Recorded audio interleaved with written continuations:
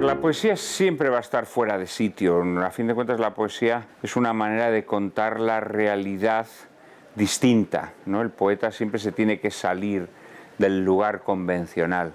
Ahora, que en ese lugar no convencional pueda haber muchos, esto sin duda, ¿no? Es decir, la poesía siempre ha sido la expresión de la palabra que más ha comulgado con la multitud. La poesía siempre ha sido la voz del pueblo. Lo fue en la antigüedad, pensemos en los rapsodas griegos, pensemos en los juglares, en nuestra tradición literaria. La poesía es la palabra que da voz al pueblo, ¿no?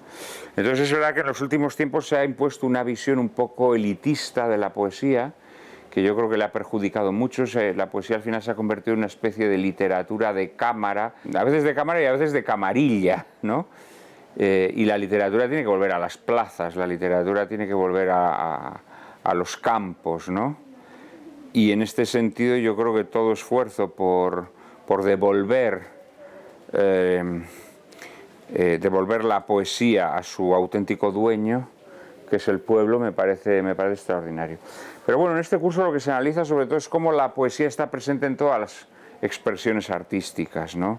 Es decir, cómo pues, el periodismo no puede vivir sin la poesía, cómo el cine no puede vivir sin la poesía, cómo la poesía al final es el alma de la vida, ¿no? Y es el alma de la creación artística. Entonces yo creo que recuperar la poesía para las mayorías me parece una misión fundamental. La buena música, la música vocal es poesía. Platón hace una división de las artes y él sitúa la música como la expresión artística más sublime, más próxima a los arquetipos, ¿no? Podemos decir, la expresión artística más espiritual es la música.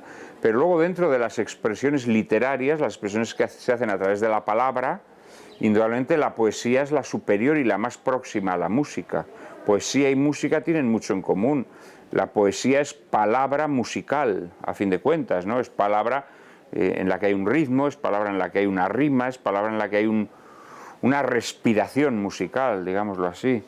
Entonces, indudablemente, pues la música y la poesía son primas hermanas, son primas hermanas. Lo que pasa es que luego la poesía, pues, como digo, pues está presente en todas las expresiones artísticas, también en el cine, naturalmente. El cine, precisamente por ser una expresión artística que requiere una financiación elevada, tiene unos costes muy fuertes, pues el cine necesita que esa inversión que se hace se recupere.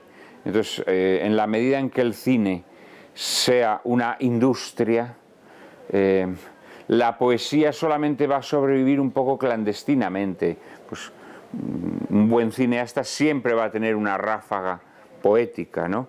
Pero el cine poético, puro y duro, como lo entendían los vanguardistas en los años 20 del siglo pasado, hoy en día tiene una supervivencia muy difícil, naturalmente, desde el momento en el que el cine es un negocio, ¿no? No digamos nada pues en las series de televisión y demás, que está concebida sobre todo para el consumo puro y duro, ¿no? Pero siempre habrá cineastas en los márgenes, cineastas que van a hacer una obra sin un propósito comercial, pues por muchas razones, pues porque tengan una subvención, porque sean ricos por su casa, porque tengan la posibilidad de hacer un cine al margen de los cauces comerciales establecidos.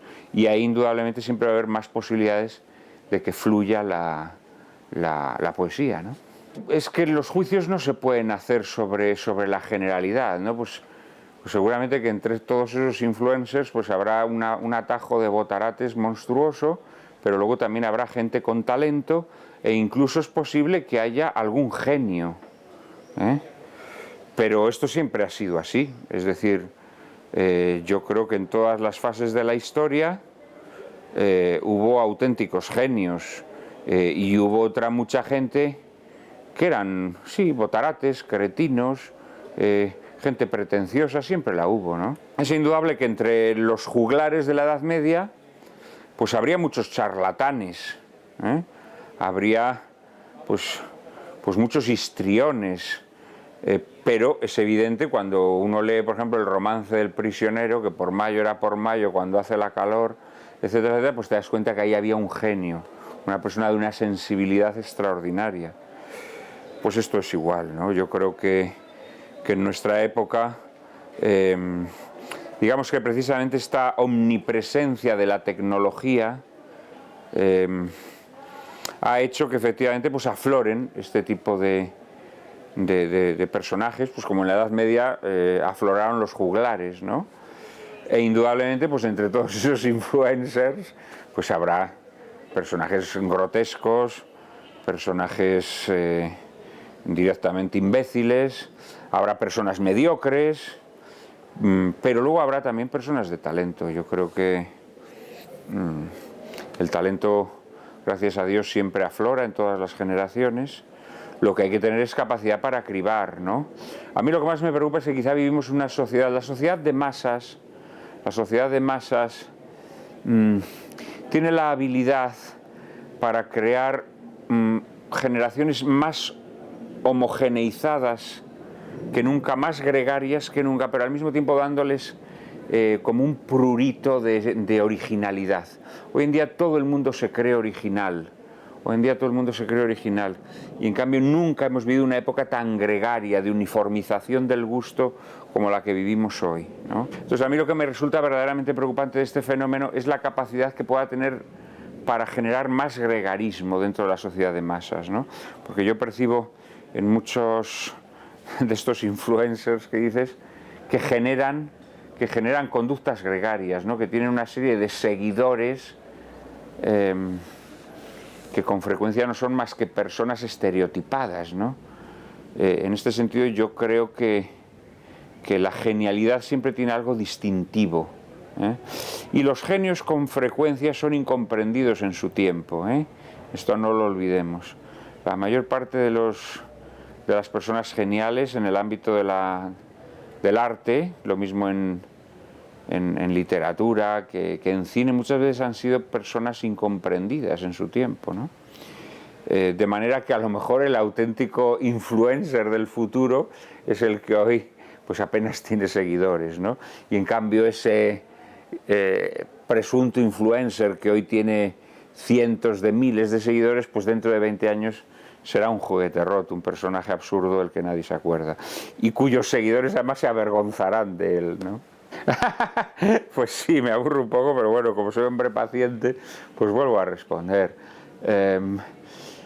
No, vamos a ver, yo creo que un escritor tiene que darse cuenta de que o sea, no puede pretender que siempre le hagan preguntas originales, entre otras razones, porque además si te hicieran siempre preguntas originales llegaría un momento en que serías incapaz de contestarlas, ¿no? Yo siempre lo digo, yo soy una persona que siempre incorpora aspectos de su vida a su literatura, pero que las historias que cuentan no son autobiográficas. Yo jamás he hecho una novela autobiográfica, jamás he contado las cosas que a mí me han ocurrido en el estricto sentido de la palabra, pero sí que es verdad que en aquello que escribo proyecto mi experiencia de la vida, el pozo que la vida me ha dejado, los desengaños, los arañazos, las alegrías que la vida me ha dejado. Lo que pasa es que eso lo transmuto literariamente. Muchas veces se piensa que el creador reproduce la realidad, por ejemplo su propia vida en su obra, y esto nunca ocurre así. El creador utiliza elementos de su vida y de la vida de los otros, de la vida de las personas a las que ha tratado, a las que ha conocido, y con eso hace una argamasa que no tiene nada que ver con su propia vida, aunque tiene elementos de ella, y eso es lo que cuenta en su obra, ¿no? Porque además luego esa argamasa luego hay, digamos, que sublimarla o que metamorfosearla a través de la imaginación, que es el ingrediente fundamental de un novelista. Entonces digamos que el trabajo es mucho más complejo de lo que a simple vista parece. No se trata tanto de hacer autobiografía o no. ¿Es usted su protagonista? No, nunca eres tu protagonista, pero al mismo tiempo sí lo eres. Aquello que decía Flaubert, Madame Bovary soy yo, quería decir que lo que él contaba en Madame Bovary era exactamente lo que a él le había sucedido. No, en absoluto, él estaba contando la vida de una mujer adúltera. Pues evidentemente él no era mujer, con lo cual ya de entrada mal podía ser Madame Bovary, pero sí lo era, porque indudablemente en Madame Bovary había proyectado sus inquietudes, había provocado sus fantasmas interiores, había volcado sus anhelos, Así es como trabaja el escritor, ¿no? Sobre todo afecta el paso del siglo XXI en tu vida, ¿no? Quiero decir, vas madurando, vas envejeciendo, e indudablemente nuestra perspectiva cuando tenemos 40 años no es la misma que cuando tenemos 20, porque la vida nos va golpeando, nos va hiriendo, a veces también nos brinda caricias, pero la vida indudablemente nos va cambiando. Y esto es bueno que así sea. Es decir, en todo creador tiene que haber una evolución natural, ¿no? Pues probablemente yo hoy no escribiría Coños. Bueno, probablemente no me lo publicaría, sería hoy en día un libro impublicable. Pero fundamentalmente no lo escribiría, ¿por qué? Porque es un libro juvenil. Es un libro lleno de ese ardor juvenil y de ese espíritu provocador que uno tiene en la juventud.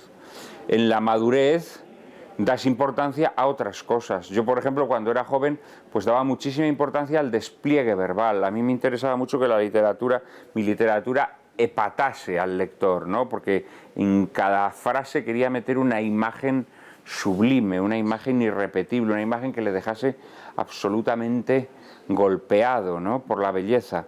Ahora mismo concedo mucha más importancia, por ejemplo, a la profundidad en el trazado de los personajes. Es algo que me interesa mucho más. Crear personajes potentes, personajes poderosos, personajes que queden en la memoria del lector. Bueno, pues es natural, del mismo modo que en la vida, pues también concedemos importancia a cosas distintas, ¿no? ¿Cuántas veces, por ejemplo, no nos hemos arrepentido de cuando éramos jóvenes no haber dedicado más tiempo a nuestros abuelos? Luego nuestros abuelos se mueren y decimos, joder, qué pena que yo no conversara más con mi abuela, ¿no? Qué pena que no, aquella vez que mi abuelo me dijo, sales a dar un paseo conmigo, y yo preferí quedarme con el videojuego, ¿no? Y claro, 20 años después el videojuego te parece una cosa idiota y absurda, ¿no? Y en cambio dices, joder, ¿por qué no le dediqué ese rato, esa tarde a mi abuelo? Hubiera aprendido mucho más, ¿no? Pues al escritor le pasa lo mismo. Cosas que cuando eres joven consideras que no tienen importancia, cosas que desdeñas, de repente cobran un valor enorme a medida que maduras, ¿no? Esto es así, es la vida, a fin de cuentas. Yo es que creo que la ficción al final siempre se alimenta de la realidad, ¿no? Pero la ficción es la manera que los seres humanos tenemos de redimir la realidad, esa realidad que a veces es un tanto ingrata con nosotros, que a veces es un tanto monótona, que a veces es un tanto opresiva.